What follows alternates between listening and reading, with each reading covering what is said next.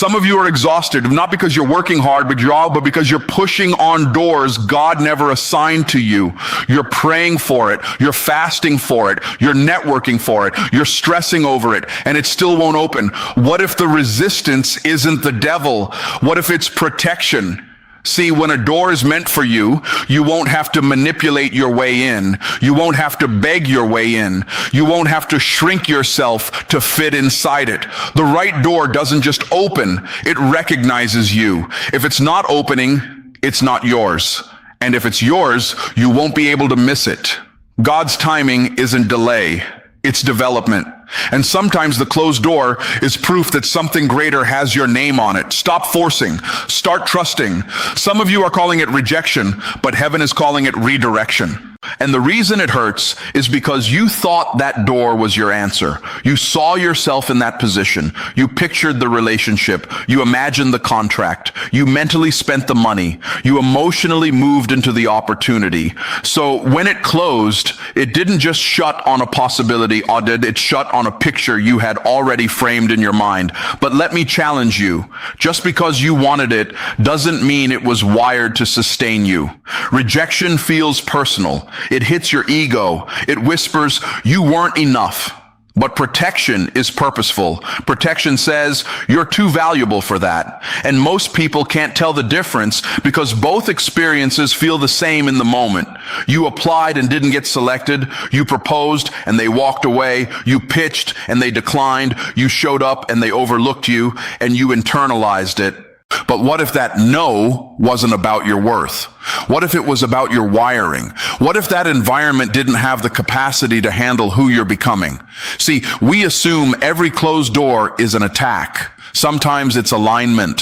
Sometimes the door didn't open because it wasn't built for your assignment. If you had walked through it, you would have had to shrink. You would have had to compromise. You would have had to dilute your standards just to stay inside. And let me tell you something. Any door that requires you to become less than who you are to enter it is not a door sent to elevate you.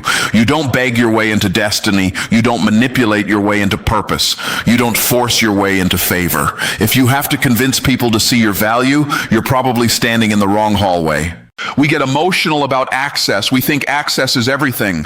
But access without alignment is a trap. Just because you can walk through a door doesn't mean you're called to. And just because you can't walk through one doesn't mean you're behind. Some of you are grieving doors that were never meant to hold your weight. You're upset about a relationship that would have stunted your growth. You're frustrated about an opportunity that would have capped your income.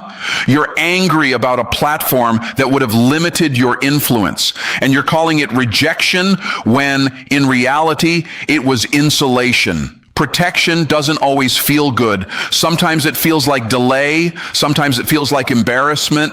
Sometimes it feels like silence. But protection is strategic. It sees what you don't see. It blocks what you're not ready for. It removes what would remove you. There are rooms you're praying to enter that would have destroyed your confidence if you walked in too soon. There are deals you're asking for that would have exposed gaps in your character. There are relationships you're crying over that would have drained your focus, so the door closed. Not because you're unqualified, but because you're being refined. And here's what most people miss. Redirection requires humility. You have to be willing to say, maybe that wasn't mine. That's hard because the ego wants validation. The ego wants to prove something. The ego wants to go back and knock louder, but wisdom knows when to walk away. When a door closes, most people waste energy trying to reopen it. They replay the conversation, they rewrite the email, they over-explain, they overextend, they overcompensate. Stop. If it was meant for you, you wouldn't have to chase it down. The right door won't require you to sacrifice your integrity just to get a seat at the table. And here's the powerful part. When you stop forcing the wrong door, you position yourself for the right one. Redirection isn't punishment, it's precision. It's the difference between good and ordained, between opportunity and assignment, between something that looks impressive and something that's impactful. Sometimes you don't realize a closed door was a blessing until you see what opened later. You look back and say, if that had worked out, I wouldn't be here. If they had said yes, you would have settled. If they had accepted you, you would have adjusted downward. If they had embraced you, you would have abandoned parts of yourself to stay embraced. Rejection didn't stop you. It steered you. And when you begin to see it that way, you stop taking closed doors personally. You start taking them strategically. You ask, what is this teaching me? Where is this guiding me? Who am I becoming because of this? Because every closed door clarifies something. It clarifies your standards. It clarifies your resilience. It clarifies your direction. You don't need every door to open. You only need the right one. And the right one will not require you to beg, break, or become smaller. It will open because it recognizes who you are becoming. Let me tell you something that will set you free if you really hear it. If you have to force it, it's not favor. Now, that doesn't mean there won't be effort. Effort is required. Growth requires effort. Building requires effort. Discipline requires effort. But desperation, manipulation, constant anxiety, that's not favor. That's you trying to pry open something that wasn't designed to respond to your hand. Favor flows, forcing strains. When something is aligned, there's a rhythm to it. There's work, yes, but there's also grace, there's movement, there's confirmation, there's peace, even in the pressure. When you're forcing something, you lose your peace. You start overthinking every conversation. You start rehearsing what you're going to say before you say it. You start adjusting who you are just to keep the opportunity alive. And the moment you start shrinking to sustain something, you've already stepped outside of favor. Some of you are exhausted not because the assignment is heavy, but because the pretending is. You're trying to maintain an image. You're trying to maintain approval. You're trying to maintain access. And you think that if you just push a little harder, say a little more, give a little extra, they'll finally validate you. But favor doesn't require auditioning. If you have to convince someone to see your value, you're negotiating from insecurity, not walking in authority. When it's favor, the right people recognize what you carry without you having to dilute it. They don't need you to perform. They need you to be authentic. Let me make this practical. If you have to constantly chase the client, it's not favor. If you have to constantly prove yourself in the relationship, it's not favor. If you have to constantly compromise your standards to stay included, it's not favor. You don't have to twist arms when it's aligned. You don't have to manipulate outcomes when it's appointed.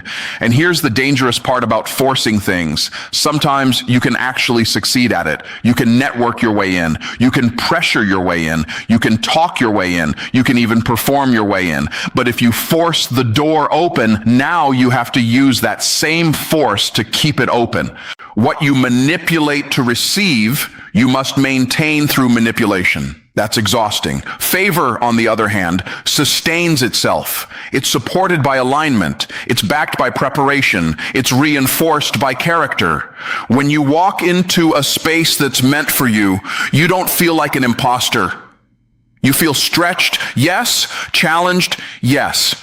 But not fraudulent. If you constantly feel like you're about to be exposed, you may have forced entry into something your character hasn't caught up to yet. Now listen carefully. Sometimes the reason the door isn't opening isn't because it's wrong. It's because you're not ready. That's where delay becomes development. But forcing skips development. Forcing tries to grab what discipline was supposed to prepare you for.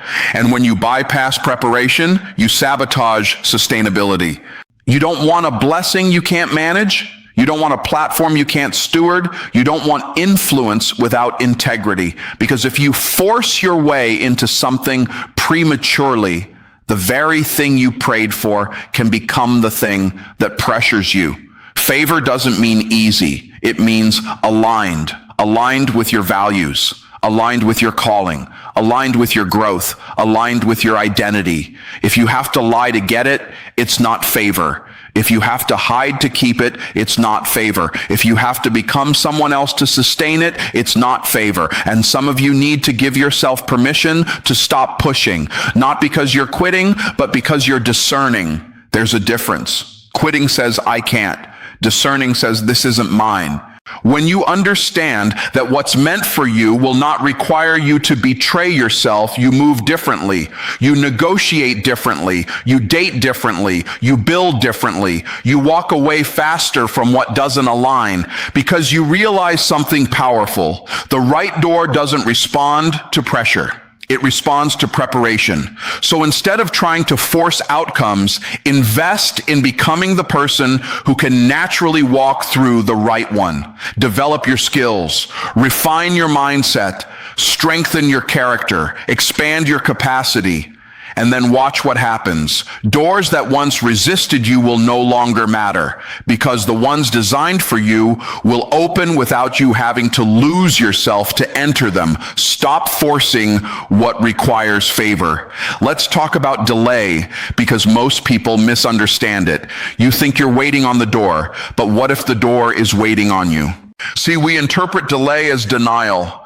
We assume that because it hasn't happened yet, it's not going to happen at all. But timing is not about punishment. It's about preparation. And preparation is rarely comfortable. When something doesn't open as quickly as you expect, frustration creeps in. You start comparing your timeline to someone else's highlight reel. You start questioning your ability. You start wondering if you missed it. And the dangerous part is impatience will tempt you to settle for a lesser door just to feel like you're moving. But movement and progress are not the same thing. You can move too early and actually delay yourself longer. There are certain opportunities that look good from the outside, but if you walked into them prematurely, they would expose weaknesses you haven't strengthened yet. Not because you're incapable, but because you're incomplete. Delay is development. Development of your mindset, development of your discipline, development of your discernment. If you received everything you asked for the moment you asked for it, you wouldn't have the structure to sustain it. You'd celebrate it, yes, but you wouldn't be able to steward it. And anything you can't steward, you eventually lose. That's why timing matters. Think about it this way. If you hand the keys of a high-performance vehicle to someone who has never learned how to drive, the problem isn't the car. The problem is capacity. And sometimes what feels like a closed door is really capacity building in progress. While you're waiting, you're being built. While you're frustrated, you're being refined. While you're questioning, you're being strengthened. You don't see it because growth rarely announces itself. It happens in the quiet. It happens in the repetition. It happens in the discipline nobody applauds. It happens in the character choices when nobody is watching. And here's the truth most people don't want to hear. If the door opened too soon, you would sabotage it. Not intentionally, but subconsciously, because success amplifies who you are. If you're insecure, it amplifies insecurity. If you're undisciplined, it amplifies chaos. If you're unclear, it amplifies confusion. That's why delay is mercy. It gives you time to become the person who can carry what you're asking for. Some of you are praying for expansion, but you're still thinking small. You're asking for influence, but you're easily offended. You're asking for wealth, but you haven't mastered stewardship. You're asking for visibility, but you haven't built resilience. Timing protects you from premature exposure.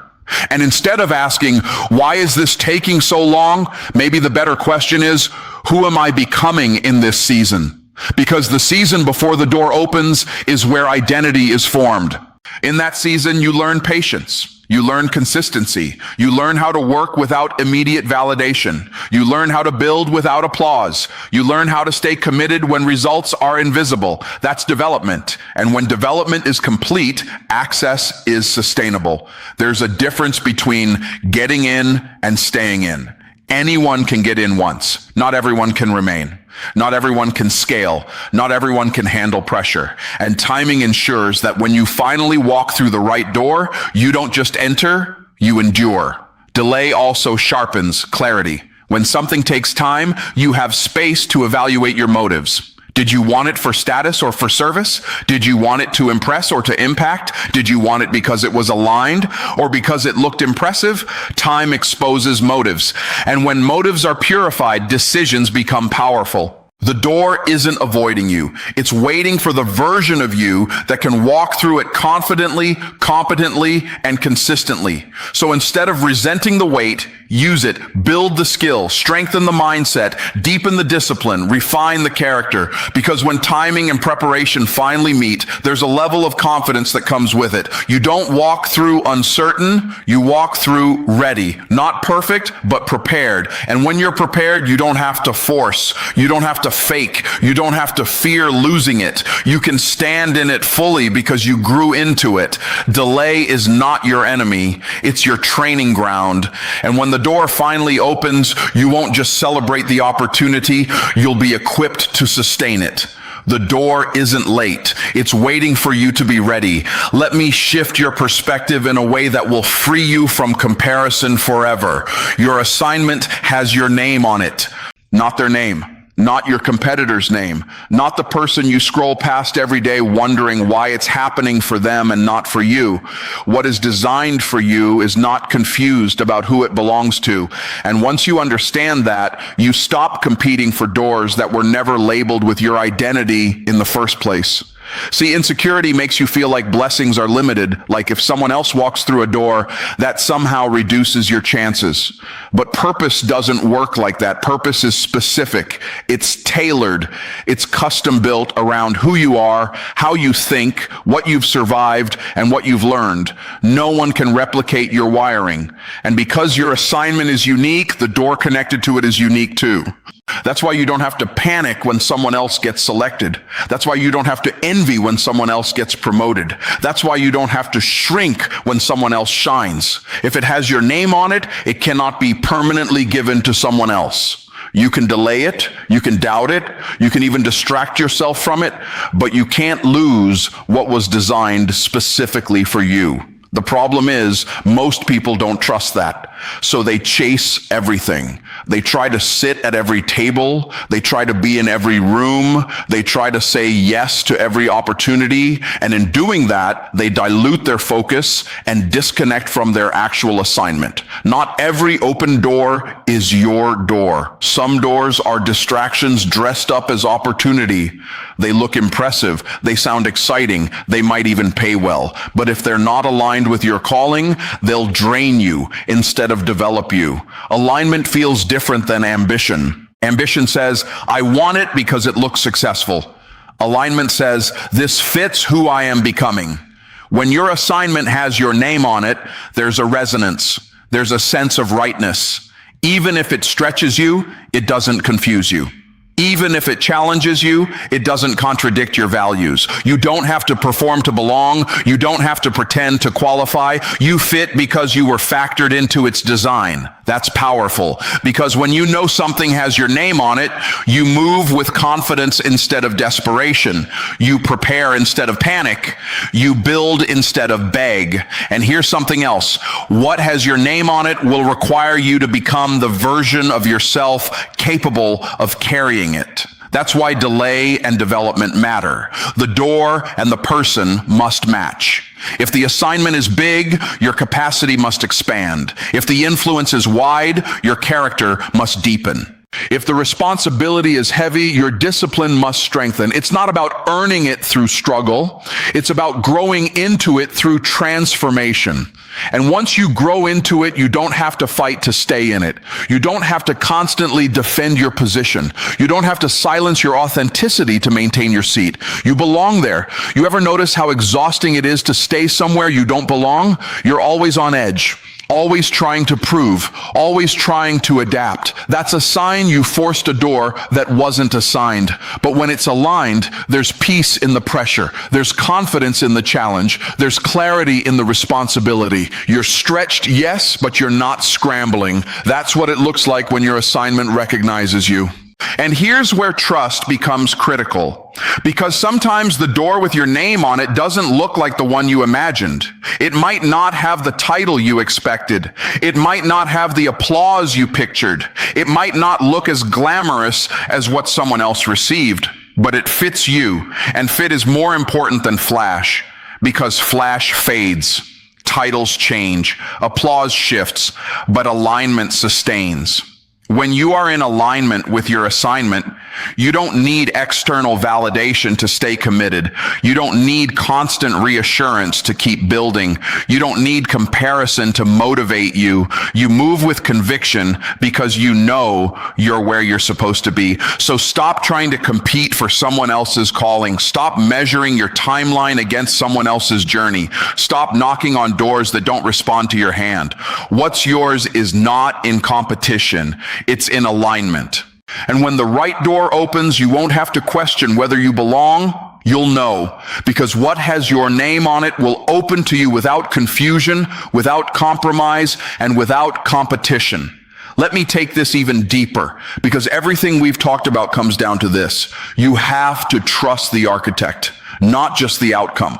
Most people say they have faith, but what they really have is preference. They trust the outcome they want. They trust the picture they created in their mind. They trust the version of success they imagined. But the moment the blueprint looks different than their expectation, their trust starts shaking. You see the door, the architect sees the design. You see this year, the architect sees the next 20. And when you only focus on the outcome, you reduce your vision to what you can currently understand. But when you trust the architect, you accept that there's a level of wisdom operating beyond your perspective. That's maturity, because sometimes the closed door isn't about access. It's about architecture. It's about structural integrity. It's about making sure that when you step into what you prayed for, it doesn't collapse under the weight of who you used to be. Think about a building for a moment. Before it rises high, it goes deep. The foundation is laid below ground where nobody applauds. Nobody takes pictures of the concrete being poured. Nobody celebrates the steel reinforcement. But without that hidden structure, the visible success would crumble. And that's what's happening in seasons where doors aren't opening. Foundation work. The architect is strengthening what people can't see yet. He's reinforcing your mindset. He's stabilizing your character. He's expanding your capacity, because the higher the calling, the deeper the foundation must be. But here's where people lose faith. They want visibility before stability. They want the spotlight before the structure. They want the outcome without the architecture. And when it doesn't happen on their timeline, they assume something is wrong. But what if nothing is wrong? What if the delay, the redirection, the resistance, all of it is part of a master design you can't fully see yet? Trusting the architect means you stop trying to redesign the blueprint. It means you stop saying, it should have happened by now. It means you stop comparing your construction site to someone else's finished building. You stop questioning every closed door as if it's a mistake. Closed doors are not mistakes when there's a master builder involved. And here's something powerful. The architect doesn't just design destinations. He designs development. He designs growth stages. He designs lessons that prepare you for levels. You're focused on the room. He's focused on the person entering the room. You're focused on the opportunity. He's focused on the identity required to handle the opportunity. That's why sometimes doors close even when you're talented enough. Talent might open a door, but character keeps it open. Skill might get you noticed, but integrity keeps you respected. Opportunity might elevate you, but discipline sustains you.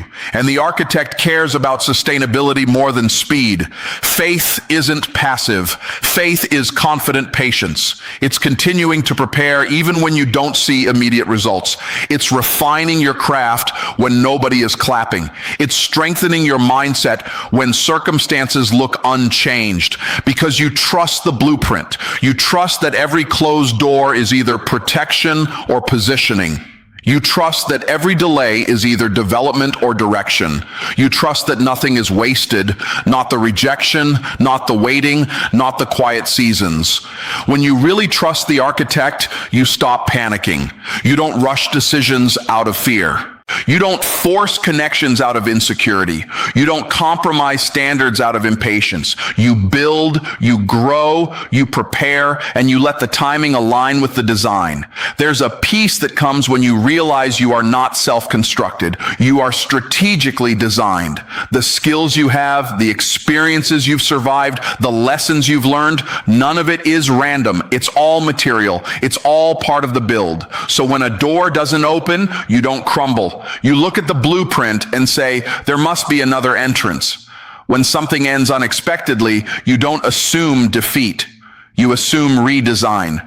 Because the architect is never confused. And once you truly understand that, anxiety loses its grip. You stop obsessing over outcomes and start focusing on obedience, preparation, and growth. You stop demanding clarity about every step and start trusting the one who sees the entire staircase. The outcome will come.